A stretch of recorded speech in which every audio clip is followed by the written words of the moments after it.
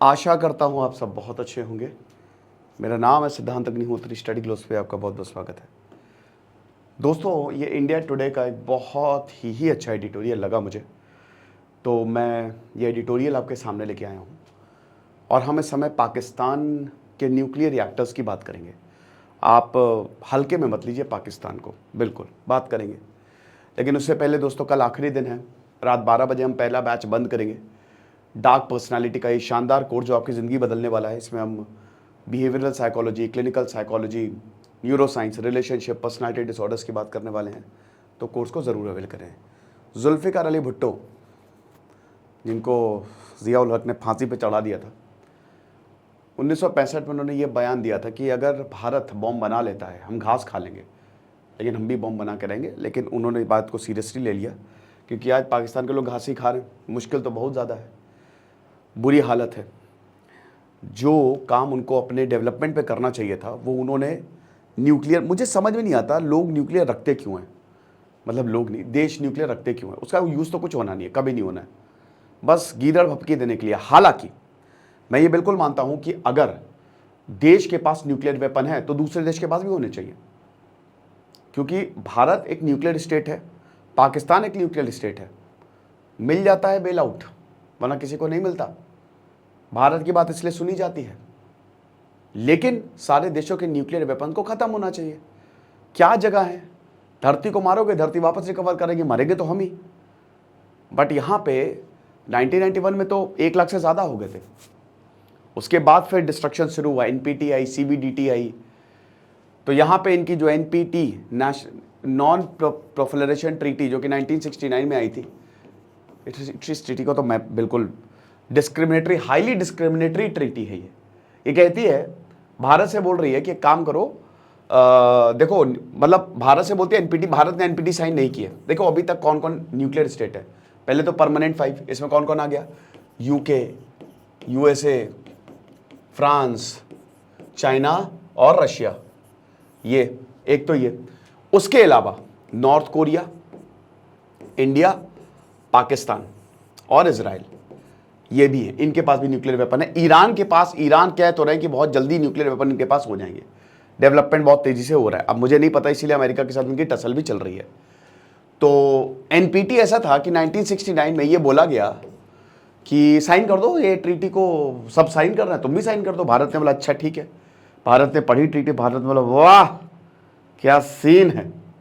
भारत, उसमें पता क्या लिखा था, उसमें ये लिखा था कि इससे पहले जिन्होंने न्यूक्लियर टेस्ट किया है उनके पास न्यूक्लियर वेपन रहेंगे और तुम न्यूक्लियर वेपन नहीं रख सकते। भारत ने बोला बेटा क्या समझे हमको हमारे माथे पे कुछ लिखा है क्या, तुमको ऐसा लगता है, हम नहीं साइन करेंगे, बत्ती बनाओ इसकी ठीक है, हम नहीं साइन करने वाले हैं। तो उन्होंने बोला अरे ऐसे क्यों नहीं साइन करोगे। बोला कि भाई तुम इसमें लिखो, तुम भी डिस्ट्रॉय करोगे। न्यूक्लियर वेपन नहीं रहेंगे तो सबके लिए नहीं रहेंगे, nobody will use the nuclear weapons, but सिर्फ हमारे लिए। ये क्या ऐसे, भाई हमारे बगल में पाकिस्तान है, उधर चाइना है, हम 2 बार ऑलरेडी लड़ चुके हैं, आपको क्या पागल समझे आप हमको, भाड़ में जाओ। CBDT आई, उसके साथ भी यही। तो भारत ने कोई भी न्यूक्लियर, क्योंकि ये बहुत हाईली डिस्क्रिमिनेटरी है, तो अब भारत ने 2 टेस्ट किए, 1975, 1998, तुरंत 1998 में। पाकिस्तान हालांकि 30 साल लग गए, 1965 के बाद 30 साल लगे पाकिस्तान को न्यूक्लियर बम बनाने में। और आपको पता ही है कि पाकिस्तान की जो पूरी स्टोरी रही है, बेग बोरो स्टील, ये मैं नहीं कह रहा हूँ, ये एक्सपर्ट्स कह रहे हैं। पाकिस्तान ने अपनी मेहनत से न्यूक्लियर बम चोरी की है, हम सबको पता है भाई, ठीक है। ऊपर से चाइना की मदद मिली, विदाउट चाइना वो कभी न्यूक्लियर बॉम्ब बना भी नहीं पाते, ठीक है। तो ये चीज़ है। तो अभी पता ही है कि चाइना जो है, पाकिस्तान जो है वो एक प्रॉपर न्यूक्लियर स्टेट है। और वही बेग बोरो स्टील, ये जियोपॉलिटिकल एक्सपर्ट्स कहते हैं ज़बरदस्त, कहीं यूरोप से चोरी कर रहे हैं, कहीं कुछ इंपॉर्टेंट डेटा उड़ा ले रहे हैं, ऐसे ही हिसाब किताब। चाइना ने बहुत ज़्यादा हेल्प की। लेकिन एक रिपोर्ट पब्लिश हुई 11 सितंबर 2023 को, इस रिपोर्ट को ध्यान से हम डिकोड करेंगे आज। Atomic scientist on September 11 titled Pakistan nuclear handbook, यही रिपोर्ट को आज हम देखेंगे। इसमें पाकिस्तान के पास बताया कि लगभग 170 न्यूक्लियर वॉरेंट्स है, लगभग। हालांकि हमेशा देश कम ही बताते हैं, होते ज़्यादा है। 2022 से अभी ये इंक्रीज हुआ है। अभी हम एक न्यूक्लियर वॉरहेड्स को भी देखेंगे।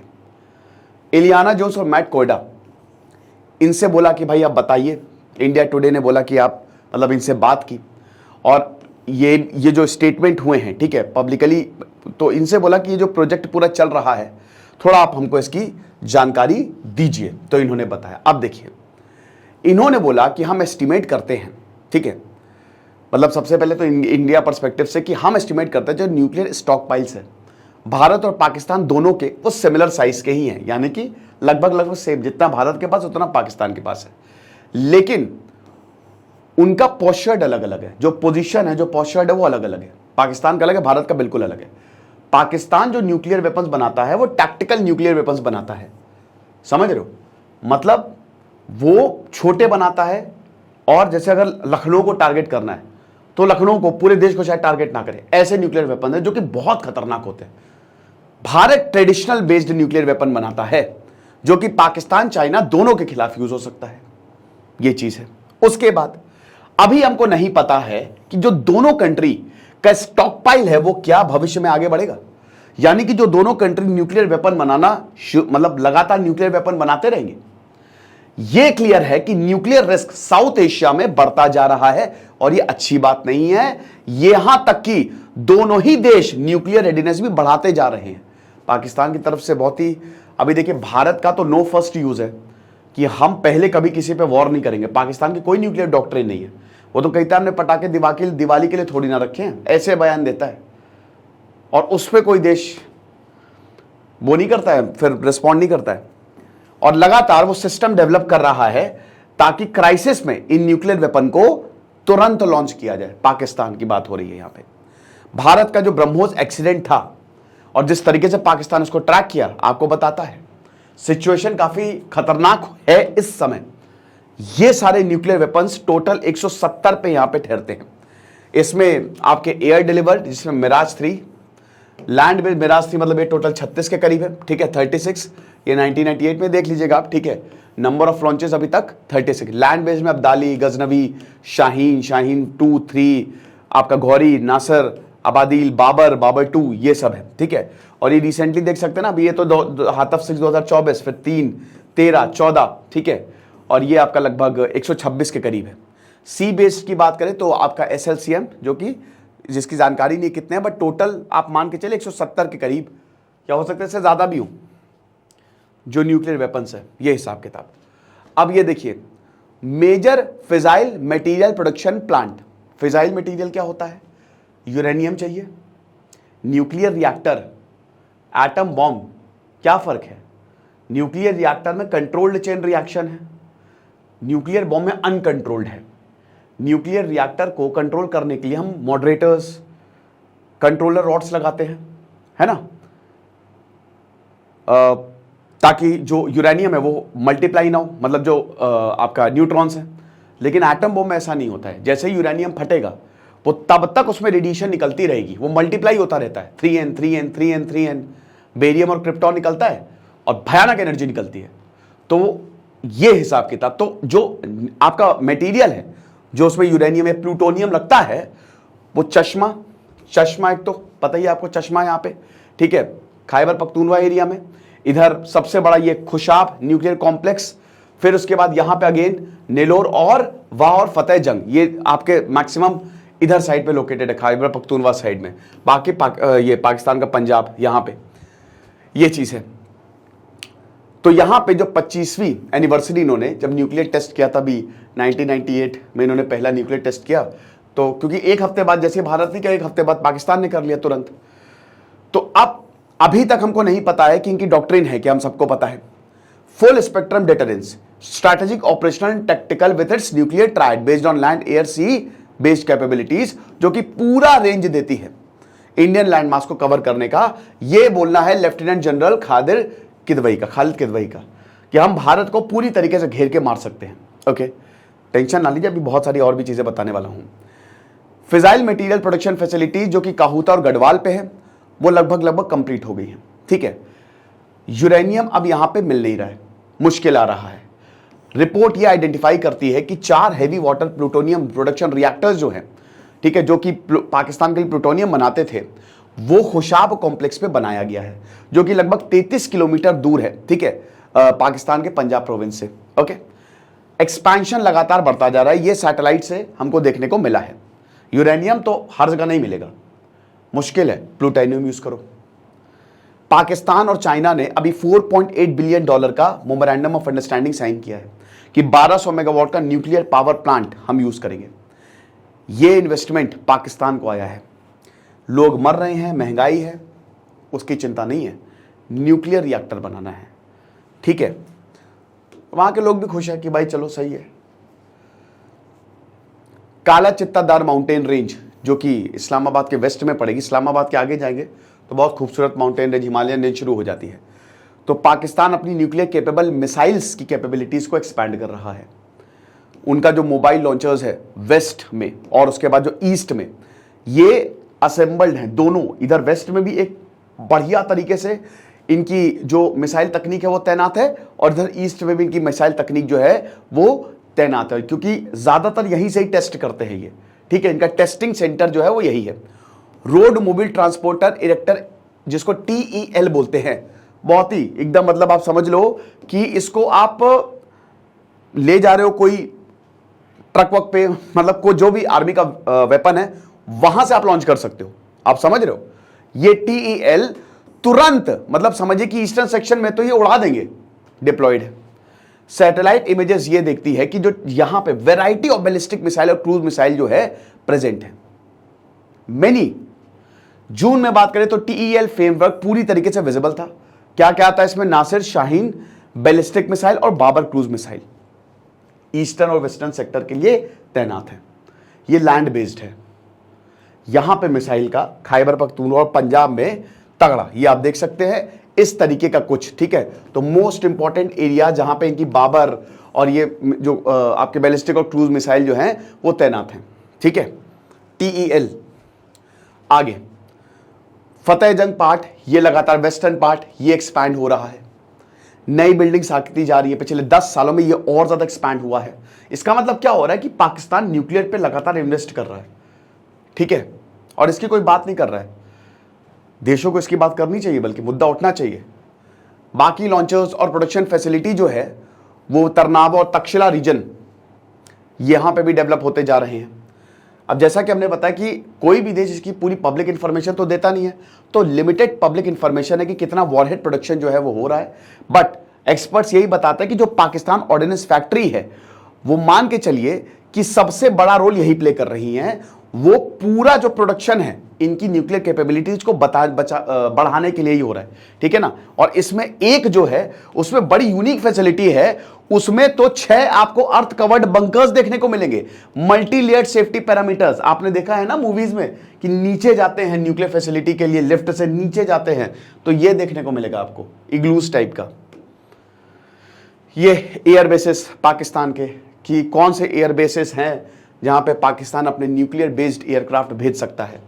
मिन्हास एयरबेस, ठीक है, रफीक एयरबेस, शाहबाज एयरफेस, ये 3 एयरबेस इनके बड़े इंपॉर्टेंट है।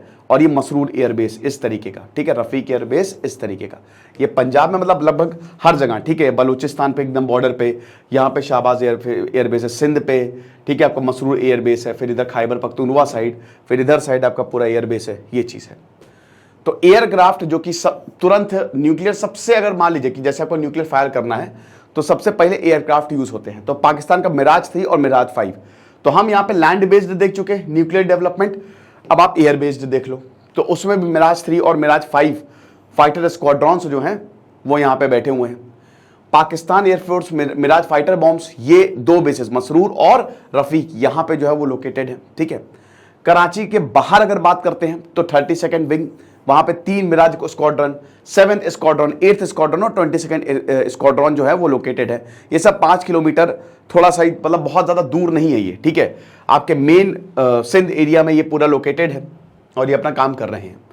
बाकी रफीकी ये शोरकोट के पास है, जो कि 34th विंग का होम है, और 2 स्क्वाड्रॉन्स और 15th स्क्वाड्रॉन्स और 27th स्क्वाड्रॉन्स जो हैं वो यहीं पे लोकेटेड हैं, ठीक है।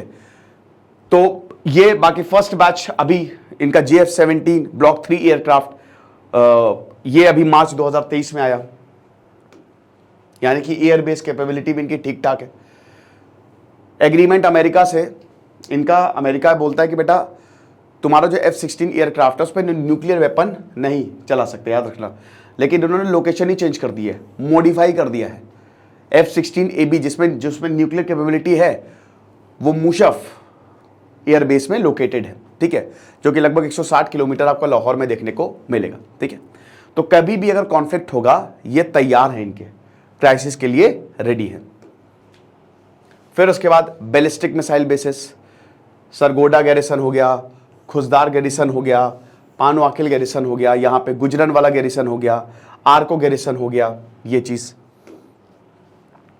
अभी 6 operational nuclear capable ballistic missile system है पाकिस्तान के पास करेंटली, जिसमें आपका हाथफ 9, 4, 6 तो अभी आया है, 5, 3 ये सब है।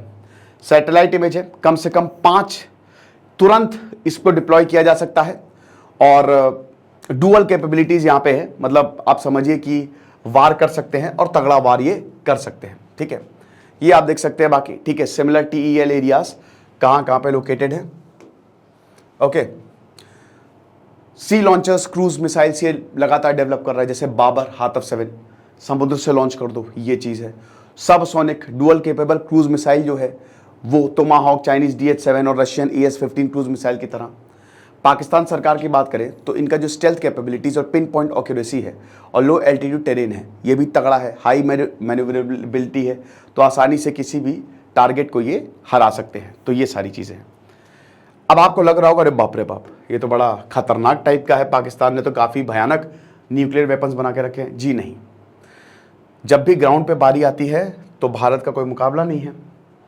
पाकिस्तान की कैपेबिलिटी है, बट भारत की इससे 10 गुना ज़्यादा कैपेबिलिटी, ये हमको नहीं भूलना चाहिए। पाकिस्तान का जो बैलिस्टिक मिसाइल प्रोग्राम है वो बहुत ही उच्च लेवल पे चला गया है, सुपरसोनिक तक हम अचीव करने वाले हैं। और हम सबको पता है कि जितना पाकिस्तान के पास है वेपन्स में या आर्मी में भी, उससे 10 गुना ज़्यादा हमारे पास है। तो हमको इसलिए टेंशन लेने की ज़रूरत नहीं है।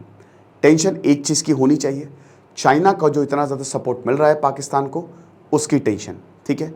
खैर, हम अपने इंटरनेशनल रिलेशंस बढ़ा रहे हैं, लगातार हम अपने दोस्त बढ़ा ही रहे हैं। और ये देखिए, जग जाहिर है कि जब रियलिटी की बात आती है तो उसमें भारत का क्या रोल रहता है या भारत कितना मारता है वो सबको पता है, ठीक है। बट हाँ, इतना न्यूक्लियर वेपन होना, डिप्लॉयमेंट होना, ये साउथ एशिया के लिए, भारत नहीं साउथ एशिया के लिए सही बात नहीं है। तो ये मुद्दा तो पहले उठना चाहिए, ठीक है। जो है सो है। भारत की भी बात करेंगे हम, खैर भारत की कई बार मैंने बात की ही हुई है, ये चीज़ है। बट यहाँ पे लोकेटेड है पाकिस्तान के न्यूक्लियर वेपन। डार्क पर्सनालिटी का कोर्स आप ज़रूर अवेल करें, बहुत ज़्यादा फायदा होगा। Thank you so much.